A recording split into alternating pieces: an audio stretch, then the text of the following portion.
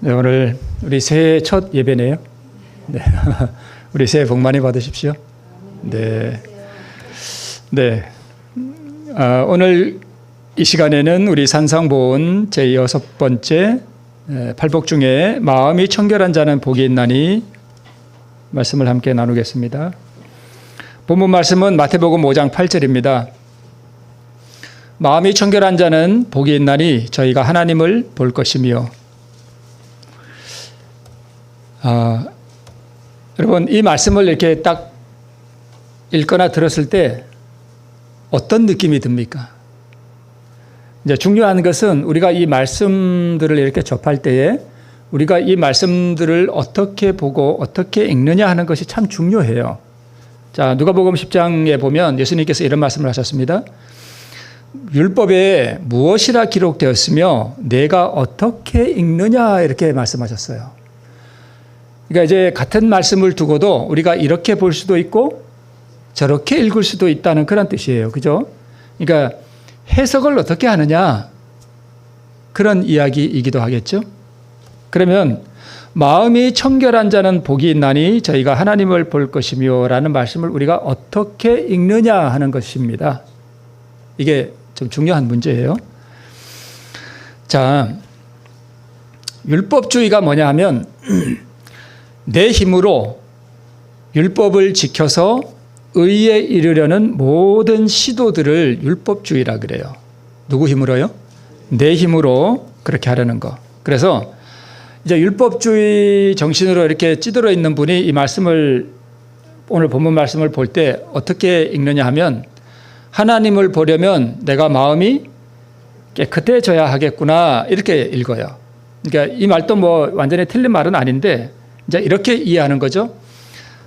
내 마음을 깨끗이 뭐 해야 되겠구나?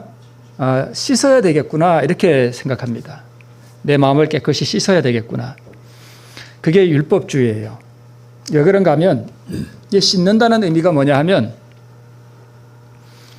이게 깨끗한데 이제 여기에 이렇게 뭐가 묻잖아요. 그죠? 이 깨끗한 거에 뭐가 묻으면 뭐 하면 되죠? 씻으면 되죠. 닦거나 이렇게 하면 되죠. 그러면 이게 무슨 뜻이냐 하면 내 마음 본 바탕에는 뭐가 있는데 아니 그 전에 깨끗한 게 있는데 뭐가 묻었어요. 그죠? 그래서 이걸 씻으면 되는 거예요. 그죠? 이게 율법주의적인 정신이에요. 그러니까 이런 성경 말씀을 읽을 때 우리가 어떻게 읽느냐 하는 게 상당히 중요한데 이게 왜 잘못됐는가 하면 내 마음 안에는 깨끗한 게 없어요. 전혀 없어요. 지난주 금요일 날 말씀을 드렸나요? 인간은 태어날 때부터 마음이 따뜻하고 아니면 차갑고요. 차갑고 사랑이 없어요. 전혀 없어요.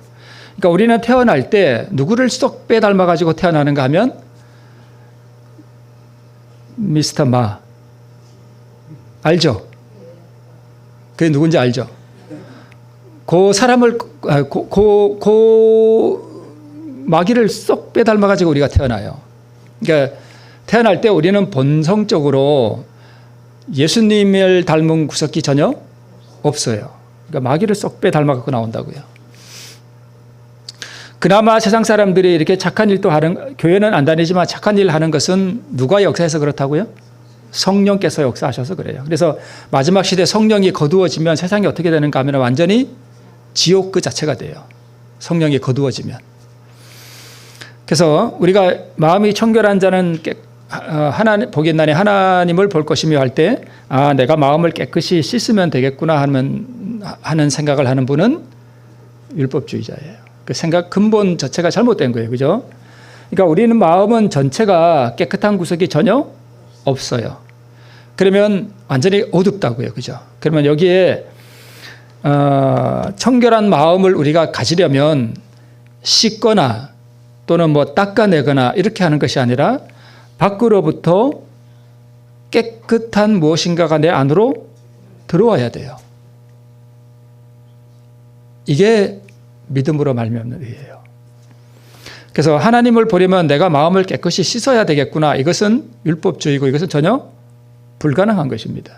그래서 내가 착한 일을 하고 또는 율법을 지키려는 어떤 노력으로 내가 그러한 마음을 깨끗하게 하려고 하는 그런 모든 시도들은 잘못된 것입니다. 그래서 복음주의, 즉 믿음으로 얻는 이 의는 나는 그러한 것이 깨끗한 것이 전혀 없기 때문에 예수님께서 이루신 그 율법의 의, 그게 깨끗한 거잖아요. 의를 내가 뭐함으로? 받음으로 내가 깨끗해진다는 것입니다. 의로워진다는 것이죠. 그래서 하나님을 보려면 예수께 깨끗한 마음을 내가 뭐 해야 되겠구나? 받아야 되겠구나. 나한테는 깨끗한 것이 없으니까. 이렇게 성경을 읽는 것이 바로 성경을 제대로 본 것입니다.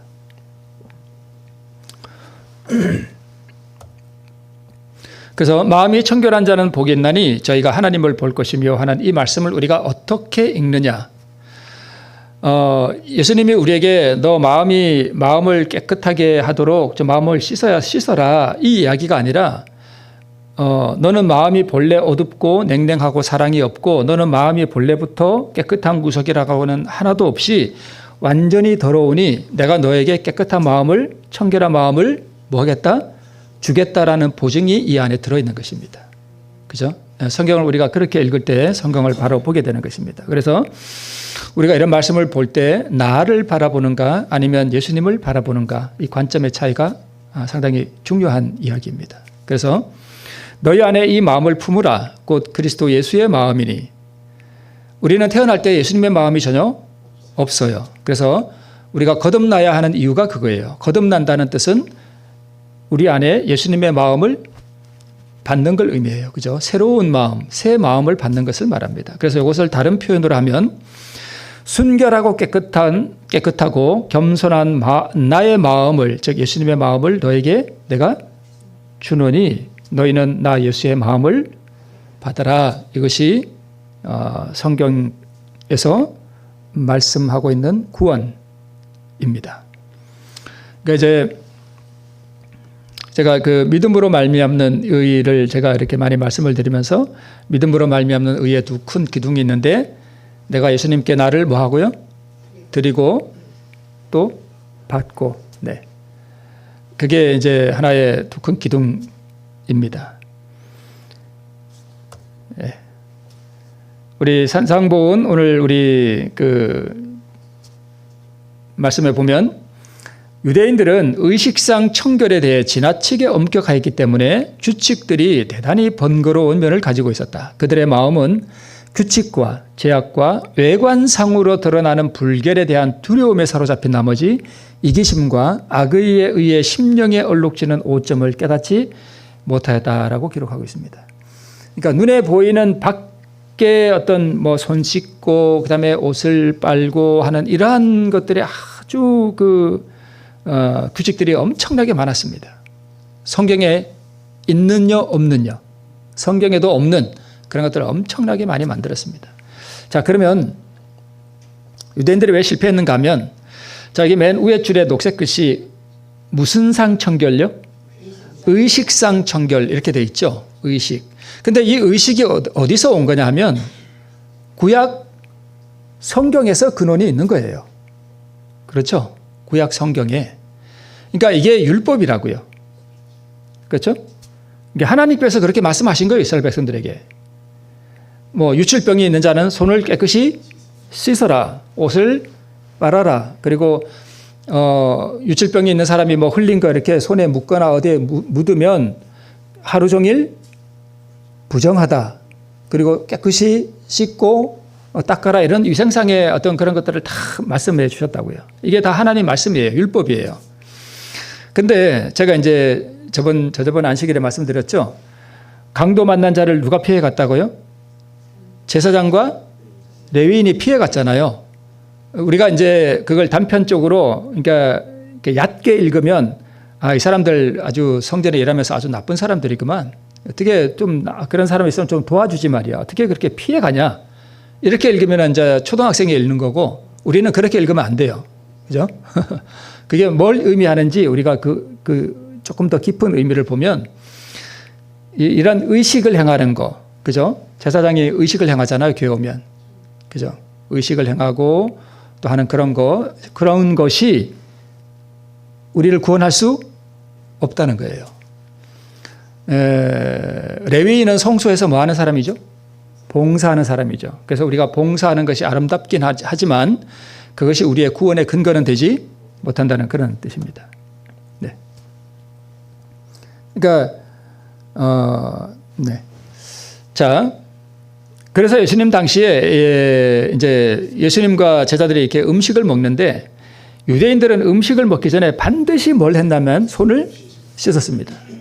또 손을 씻는 것도 무슨 또 예법이 있어요. 아무렇게나 이렇게 막 씻으면 안 돼. 그래서 뭐 어디 저 진짜 기억은 안 나는데 이게 뭐 하여튼 뭐 그런 게 규칙이 있어요. 뭐 어떻게 해서 뭐 왼손을 몇 번 씻고 하여튼 막 참 복잡한 뭐가 있습니다. 거기에 어긋나면 안 돼요. 그래서 소매는 어떻게 걷어야 되고 하여튼 뭐 그런 세세한 규칙들이 있습니다. 거기에 맞춰가지고 손을 이렇게 싹 씻고 또 어떻게 하고 하여튼 복잡한 그런 것이 있습니다.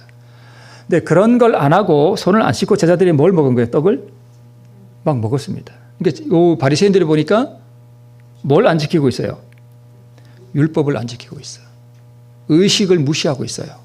그래서 그때 바리새인들과 서기관들이 예루살렘으로부터 예수께 나와 가로되 당신의 제자들이 어찌하여 장로들의 유전을 범하나이까? 떡을 먹을 때 손을 씻지 아니하나이다. 이게 그들에게는 하나의 의였어요. 자기들의 의. 손을 씻고 말씀을 잘 순종한다 이거죠. 구약에 있는 그 말씀대로 우리는 철저하게 순종한다 이거예요. 그러니까 우리가 얼마나 의롭냐 이거예요. 그러니까 율법주의예요, 완전히. 자, 그러면 뭐 손을 좀 씻는 게 잘못된 건가요? 그건 아니죠. 뭐 너무 세분화시키고 너무 아주 그 번거로운 규칙들을 많이 만드는 것도 잘못이지만 그 자체가 잘못된 것은 아닙니다. 자, 여기 이것은 뭐냐 하면은 이제 솔로몬 성전에 있는 그 물두멍이에요. 12마리의 소가 이렇게 받치고 있는 물두멍인데 이 물두멍은 뭐냐면 제사장들이 의식을 행할 때 들어오며 나가며 씻는 거예요. 여기다 씻었어요. 네. 자, 우리 레위기 15장에 그런 게 많이 되어 있죠. 유출병이 있는 사람들, 이런 것을 만지는 자는 무릇 부정한즉 옷을 빨고 물로 몸을 씻을 것이며 저녁까지 부정할 것이 이런 것들이 많이 있습니다. 자, 이것은 제사장들까지도 성물을 선별하도록 조심하는 태도를 보여줌으로써 일반인들이 성물을 더욱 경유하도록 강조하는 데 그 목적이 있었습니다. 그래서 물로 몸을 씻지 아니하면 곧 부정을 입은 제사장이 그 부정을 벗고 정결케 되는 데는 두 가지 조건이 요구되었다. 즉 하루라는 시간이 반드시 요구되었고 몸을 물로 씻는 정결 예식이 요구되었습니다. 특별히 여기서 몸을 물로 씻는 행위는 오염된 자신의 부정을 완전히 제거시킨다는 표시로 곧 성결에 대한 외적 표현이었습니다.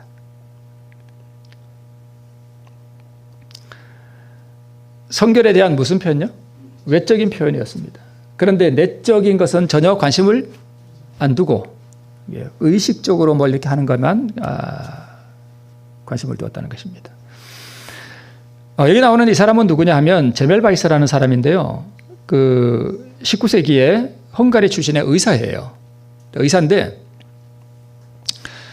이 사람이 이제 그 좀 늦게 이제 의학을 공부하고 이 사람이 어디서 근무를 했는가 하면 그 요즘 말로 하면 산부인과에서 근무를 했습니다. 근데 그 당시에 이 산부인과에 아이를 낳으러 온 이 산모들의 사망률이 1000명당 거의 100명. 그러니까 10명이 오면 그중에 1명은 죽었습니다. 그런데 의대생들이 관리하는 조선원의 그 산부인과에서는 1000명당 거의 100명이 죽었습니다. 그런데 그 민간 산파들 있죠. 산파들이 관리하는 조산원에서는 사망률이 그보다 훨씬 떨어졌습니다. 1000명당 36명이 사망했습니다. 근데 이제 이게 의문이었죠. 그 당시에. 도대체 왜 산파들이 훌륭해요? 의대생들이 더 나은 것 같아요. 당연히 의대생들이 더 잘할 것 같죠. 그런데 의대생들이 관리하는 데는 사람이 많이 죽고 산파들이 관리하는 조선원에는 사람들이 덜 죽고 이걸 이제 제멜바이스라는 이 사람이 유심히 관찰을 해봤습니다. 관찰을 이상하다 그랬는데 가만히 보니까 의대생들이 막 시체를 해부해요. 막 시체 해부하고 그냥 맨손으로 막 해. 뭐 수술 장갑, 뭐 보호 장비 이런 거 전혀 없이 손으로 막 그냥 쭈물쭈물 하고 난 다음에 막 피가 묻은 손으로 와서 아이를 받아내는 거예요. 그래서 뭐에 감염된 거예요? 산모들이? 세균에 감염된 거예요. 세균에. 세균에 감염돼 가지고 그렇게 많이 죽은 거예요. 그래서 그거를 이게 유심히 본 이 제멜바이스가 의대생들에게 이게 석회 용액을 염소 처리된 석회 용액을 대야에다 가득 담아놓고 무조건 뭐 하여튼 시체를 만지거나 뭐 하면은 손을 무조건 씻어라. 손을 빡빡 씻어라 그랬습니다. 그리고 주문했습니다. 1848년 기준 의대생들이 관리하는 산모의 사망률이 1000명당 거의 100명이었는데 10분의 1로 확 줄어버렸습니다. 그런데 이 당시에 사람들은 뭐에 대한 개념이 없었냐면 바이러스나 세균에 대한 개념이 전혀 없었습니다. 이게 몇 년도예요? 1800년도 19세기예요. 19세기에 이렇게 무시했다고요. 근데 지금 이스라엘 백성들은 몇 년 전이에요, 거의. 2000년, 3000년, 한 4000년 전, 3000년 전인가요? 그 옛날에 이 이스라엘 백성들이 세균이나 바이러스에 대한 개념이 있을까요, 없을까요? 없어요. 제멜바이스가 이렇게 하고 난 다음에 1860년대에 그 이후에 여러분 파스테르 우유도 있죠. 그죠? 파스테르라는 사람이 세균의 존재를 증명했습니다. 어떤 사람하고 이렇게 대결을 하면서 하여튼 뭐 그런 이야기가 있습니다. 그런데 20년 뒤인 1880년대가 되어서야 비로소 산부인과에서 모든 의사들은 소독을 하라고 하는 그런 것이 일반화되었습니다. 그러니까 이 하나님께서 이렇게 씻으라고 하신, 그러니까 뭐 이렇게 묻거나 누가 유출해서 이렇게 하거나 이렇게 손에 뭐 묻으면 또는 시체를 만지거나 이러면 반드시 손을 씻고 부정하니까 하는 것이 왜 그랬을까요? 하나님께서. 이스라엘 백성들은 세균을 몰라도 하나님은 다 아시는 거예요. 그러니까 이스라엘 백성들이 위생을 위해서 뭐 하라 그런 거예요? 다 씻으라고 한 거예요. 하나님께서 그렇게 하신 거예요. 그 다음에 두 번째, 성물에 대한 거룩함의 인식을 백성들에게 주려고, 그 붉은 암송아지 태우고 그 밖에서 태우고 한 그 사람들 다 씻으라고 하는 그런 말씀이 있죠. 성경에. 하여튼 그런 것들 다. 그래서 하나님의 청결하심에 대한 인식을 주려 하셨고, 속되고 가정하고 더러운 죄에 대한 의식을 깨우치려고 했습니다. 마음속에 있는 성결, 깨끗함에 대한 것을 인식시키기 위해서 이렇게 씻고 하라고 하는 그런 말씀들을 주셨는데, 이스라엘 백성들은 이것을 제가 한번 그런 말씀드렸죠. 이스라엘 백성들은 이 율법을 뭘로 받았다고요? 복음으로 받아들인 거예요. 이거 행하면 뭐 얻는 줄 알고, 구원을 얻는 줄 알고, 뭐는 도외시하고, 마음속의 청결은 도외시하고 의식을 지키는 것에 너무너무 열심히 했습니다. 그래서 이제 예수님 당시의 종교 지도자들이 이 의식을 철저히 지키는 것이 의에 이르는 길이라고 생각했고, 실제로 그러한 것들을 철저히 지키는 자신들은 뭐한 사람? 의로운 사람. 마음속에는 뭐가 가득한데? 죄가 가득한데, 미워하고 시기하고 질투하고 이런 거 가득한데 그런 의식을 행하는 것을 자기들의 의로 삼았습니다. 그래서 대단히 번거로운 수많은 규칙들을 제정했고 상상을 초월하는 금지 조항들을 많이 만들어냈습니다. 그러면서 다른 사람은 이게 뭐 세리나 창기나 이런 사람들은 뭐 하고요? 멸시하고, 손도 안 씻고 먹는 제자들은 자기보다 한참 뒤떨어진 의가 없는 저 불쌍한 죄인들 이런 식으로 바라보고, 그러니까 꼭 그 바리새인의 기도하고 똑같죠. 네, 그랬던 것입니다. 그래서 그들의 마음은 규칙과 제약과 외관상으로 드러나는 불결에 대한 두려움에 사로잡힌 나머지 이기심과 악의에 의해 심령에 얼룩지는 오점을 깨닫지 못했다라고 말씀하고 있습니다. 예수님은 이 의식상 청결이 당신의 나라에 들어가는 조건들 중 하나라고 말씀하지 않으신다. 그러나 뭐에는 필요하대요? 마음의 청결은 필요하대요. 이제 말씀드렸듯이 의식상 청결, 강도 만난 자를 피해간 제사장의 역할이죠. 마음의 청결은 뭘로 하는 거예요? 피와 생명과 의가 더러움을 씻는 거죠. 네. 이 피는 빨간 피가 아니에요. 네, 그 피가 우리 죄를 씻는 게 아닙니다. 그 빨간 피, 그거는 그냥 상징적인 거고, 그 피를 흘렸다는 것 자체가 뭘 의미하는가 하면 예수님이 생명을 버리셨다는 걸 상징적으로 드러내는 것입니다. 빨간 피가 만약에 죄를 씻는다 그러면 진짜 빨간 피를 우리에게 주셔야 되죠. 그죠? 빨간 피. 네. 근데 지금 빨간 피 있어요? 없어요? 없어요. 예수님이 지금 하늘 지성소에 올라가 계시는데 그분은 지금 빨간 피 가지고 계시지 않습니다. 네. 자, 더러운 것은 아무것도 하나님의 성에 들어가지 못할 것이다. 그것 고민이 될 사람은 모두 이 세상에서부터 마음이 청결해져야 할 것이다. 어디서부터요? 이 세상에서부터 마음이 청결해져야 할 것이다. 그래서 이제 하나님은 어떤 사람을 좋아하시냐면 이렇게 단순한 사람을 좋아하셔요. 이렇게 음흉한 사람이 있죠. 이렇게 생각이 많은 사람, 복잡하고 이렇게 계산이 많은 사람, 내가 이렇게 하면 저 사람이 이렇게 하겠지, 내가 이렇게 하면 저 사람이 이렇게 하겠지, 이럴 때는 내가 이렇게 해야지. 이렇게 생각이 복잡한 사람 하나님 별로 안 좋아하셔요. 어린아이 같은 사람을 좋아하셔요. 아주 단순하고 이제 하나님께서 하라면 하라는 대로 이렇게 고분고분하고 순종적인 그런 사람을 좋아하셔요. 단순한 사람. 그래서 진리도 복잡해요, 단순해요? 아주 단순한 거예요. 그래서 누가 뭐 그런 말을 하죠. 교수들은 쉬운 말을 어렵게 하는 게 교수래요.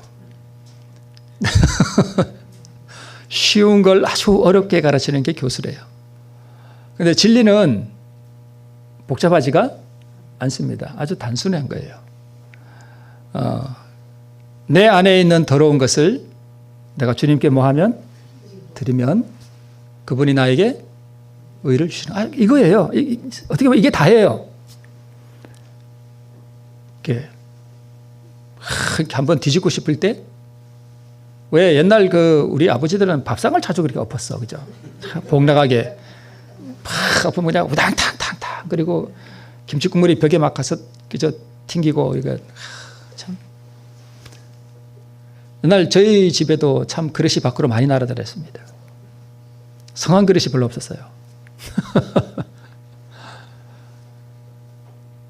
그럴 때 그런 마음을 주님께 뭐 하면요? 드리면, 하나님, 제 마음속에 있는 이 사단의 마음, 사단의 본성을, 근데 그게 참 어려워요. 원리는 쉬운데 그걸 실천하는 게 정말 힘듭니다. 어려워요. 그래서 순교하는 게 쉽다고요? 자기 성질머리 죽이는 게 쉽다고요? 순교하는 게 훨씬 더 쉬워요. 그러니까 성질머리 죽이는 게 순교하는 것보다 조금 쉬운 게 아니라, 뭐라고 제가 말했죠? 성질머리 죽이는 게 순교하는 것보다 훨씬 어렵다, 이렇게. 우리 그때 한번 기억나시죠? 제가 이렇게 말씀드렸던 거. 그러니까 그거 주님께 포기하고 드리면 주님께서 나에게 뭘 주셔요? 평화 주셔요. 평화. 평화를 주시고, 그러니까 뭐가 더러운 거냐 하면 그 성질머리 나는 게 그게 더러운 거예요. 다른 게 더러운 게 아니라 그게 더러운 거예요. 그 자체가. 그죠? 이렇게, 그리고 이렇게 그 시기심이 나고 질투심이 나서 이렇게 그렇게 올라오는 그런 게 그게 더러운 거예요. 그죠? 그러면 그 더러운 거를 주님께 드리면 그분이 나에게 뭘 주실까요? 깨끗한 마음을 주세요. 평화로운 마음, 변화된 마음, 그런 거 주시는 거예요. 이거 너무 간단한 거예요. 아주 쉽고 단순하잖아요. 그죠? 근데 이걸 우리가 복잡하게 이해할 필요가 전혀 없습니다. 그래서 이 세상에부터 우리가 마음이 청결해져야 할 것이다. 예수님에 대해 배우고 있는 사람에게는 부주의한 행동과 무례한 말과 조잡한 생각을 멀리하는 경향이 차츰 나타나게 될 것이다. 이제 이렇게 되기 위해서는 우리가 예수님의 그 순결하심과 그분이 얼마나 깨끗하신 분인지에 대한 것을 우리가 인식을 해야 이게 그분을 닮고자 하는, 그분을 내 마음속에 받고자 하는 갈망이 일어나게 되어 있습니다. 이런 부분은 제가 나중에 한번 또 말씀을 드릴게요. 그래서 예수님에 대해서, 그래서 내 마음 가운데 이렇게 사단의 마음이 이렇게 있는데, 내가 내 마음을 하나님께 드리면 그분이 나에게 의를 주시고 평화를 주시고 깨끗한 마음을 주시는데 이게 한꺼번에 완성되지가 않아요. 그래서 매일마다 드리면 의를 받고, 드리면 의를 받고, 그래서 이 의가 점점 커지는 거예요. 그게 누룩의 비유예요. 누르기 한꺼번에 순식간에 뻥 하고 이렇게 되나요? 아니요. 차츰차츰 뭐예요? 발효가 돼서 점점 커지잖아요. 나무가 씨가 이렇게 싹이 탁 트면은 이게 1초 만에 팍 이렇게 자라나요? 그거 아니잖아요. 그죠? 점점 뭐예요? 점점 자라나요. 점점. 아이도 그렇게. 이게 영적인 원리나 세상의 원리가 똑같아요. 그래서 우리가 날마다 내 더러운 마음을 들이면 날마다 내 의가 점점 부풀어 오르고 점점 커지는 거죠. 그런 사람에게는 부주의한 행동, 무례한 말. 그래서 여러분, 무례한 말이 자꾸 나오고 내 감정의 말이 자꾸 나온다는 얘기는 이게 내 안에 뭐가 있는 거예요? 이 사단의 본성이 있는데 이게 통제가 안 된다는 거예요. 이걸 내가 통제 못하죠? 네. 예수님만이 이걸 하실 수 있어요. 근데 예수님이 내 안에 들어오셔서, 그러니까 너희는 먼저 그의 나라와 그의 의를 구하라는 이 말씀이 뭐냐 하면 그의 나라가 내 안에 이루어져야 되는데 이 나라가 이루어지기 위해서는 이게 통치하는 분이 있어야 되잖아요. 그죠? 나는 절대 이 나라의 왕이 아니거든요. 그래서 예수님이 오셔서 통치하시도록 그분을 왕으로 모셔드리면 돼요. 그러면 그분이 통치하시는 거예요. 그죠? 그렇게 되는 것을 배울 때, 네. 그래서 그리스도께서 사람의 마음 가운데 거하시면 말과 생각과 행동이 순결하고 고상하게 될 것이다. 네.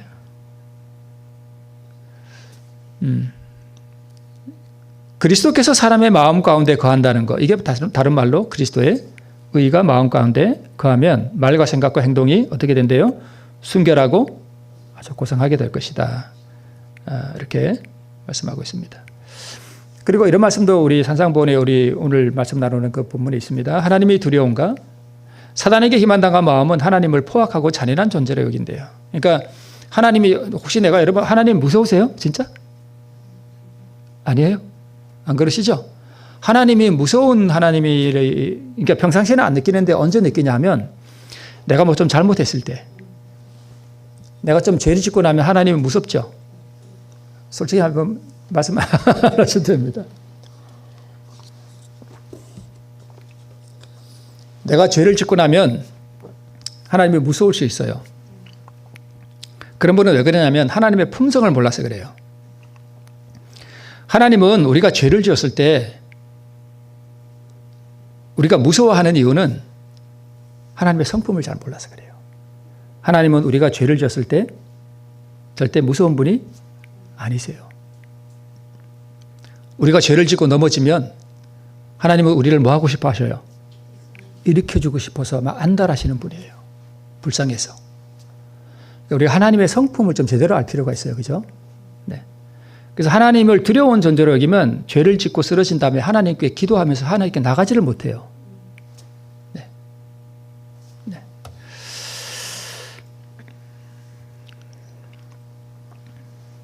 마음의 정결을 사모하시고 그분의 아름다우심을 식별할 때만 우리 이것이 가능하고 천연계와 성경에서 그분을 배우라고 우리 본문에 말씀하고 있고요. 그래서 우리의 생각과 마음의 내용물은 무엇을 듣고 무엇을 보느냐에 따라 달라집니다. 자, 마음이 청결한 자는 하나님의 위대한 손으로 창조된 업적과 우주를 이루고 있는 아름다운 사물을 통하여 창조주를 식별한다. 마음이 청결한 자는, 자, 여러분, 내가 마음이 청결한지 아닌지 한번 좀 살펴보세요. 마음이 청결한 자는 이렇게 밖에 꽃을 보고도 그냥 시큰둥 해야지. 근데 우리 주정교회 성도님들은 꽃을 참 좋아하시는 분들 같아요. 근데 단순히 꽃이 이쁘다가 아니라 그 꽃을 통해서 누구를 보는 거예요? 하나님을 보는 거예요. 하나님을 보는 거예요. 그들은 이제 이게 첫 번째고,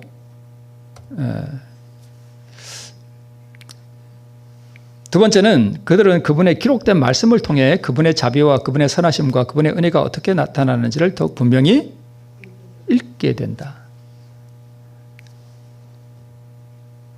세 번째, 마음이 청결한 자들은 이 세상에서 그들에게 주신 시간 동안 마치 그분이 눈앞에 계신 것처럼 생애한다. 여러분, 하나님이 내 앞에 이렇게 계신 것처럼 생애하시나요? 뭐 마음속으로 한번 대답해 보셔요. 그러면 나가 마음이 깨끗한 거예요. 지금 하나님이 계신 것처럼. 네 번째는 이제 마지막 이렇게 결론이죠. 이런 사람들이 장차 불멸의 상태에서 하나님을 직접 대면하여 보게 될 것입니다. 제가 저 사람하고 오늘인가 산책을 하면서 이런 얘기를 했습니다. 우리의 몸이 불멸의 몸을 입고, 그러니까 그게 얼마나 영광스러운 몸인지 우리는 지금 가늠도 못하죠. 완전히 불멸의 몸을 입고 우리가 이렇게 몸이 이렇게 붕 떠서 하늘로 올라갈 때 어떤 느낌이 들까, 이런 얘기를 했습니다.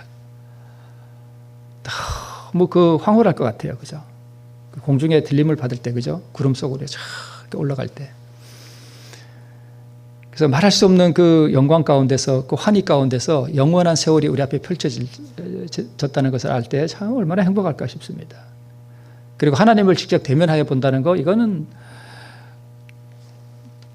제가 옛날에 어떤 글을 봤는데, 어떤 분이 쓴 글인데, 이제 구원받은 사람이 어느 별에서 예수님이 그 별을 방문하게 됐는데, 그 방문하는 예수님을, 그 별에 여행을 갔다가 이제 방문하시는 예수님을 만나는 장면인데, 그 예수님이 멀리서부터 이렇게 그 별에 이렇게 내려오시는데, 이제 물론 글이에요. 내려오시는데 너무 황홀하고 너무너무 황홀해서 막 하여튼 그런 걸 묘사해 놨더라고요. 그러니까 우리가 하나님을 볼 때에는 우리가 완전히 녹아버린대요. 너무 그 기쁨과 그 환희와 그 황홀함이 형용할 수가 없을 것 같아요. 그죠? 진짜. 그래서 하늘이 영원히 행복한 이유는 하늘이 아름다운 곳이어서가 아니라 예수님 때문이에요. 그분은 영원히 보고 또 보고 또 보고 또 봐도 기쁨이에요. 영원한 기쁨을 주기 때문에 하늘이 그런 곳입니다. 네. 자, 이제 마지막으로 모든 더럽고 추한 생각과 마음은 모두 다 내 안에 유전된 누구 마음으로부터 온 거고요? 사단의 마음. 모든 더러운 것들은 다 사단에게서 온 거예요. 그건 죽음이에요. 그리고 모든 선하고 아름다운 것들은 모두 다 누구로부터 온다는 것을 기억해야 돼요? 예수님께로부터. 이것은 내 안에 있고요, 없고요? 없고. 그래서 주님께 내가 뭐 해야 되고요? 받아야 되고. 청결한 마음은 불결하고 더러운 내 마음을 주님께 드리고, 순결하고 깨끗한 예수님의 마음을 받음으로, 즉 내 안에 예수님의 마음을 받음으로 된다는 거 우리 다시 한번 기억하시고, 내 안에서 더러운 생각이 올라올 때마다, 더러운 것들이 나를 지배하려고 할 때마다 그것을 얼른 주님께 뭐 하고요? 드리고, 날마다 새 마음을 받아서 깨끗한 마음으로 우리 영광 중에 계신 하나님을 배우는 우리 모든 성도님들이 되시길 바라면서 말씀 마치겠습니다. 452장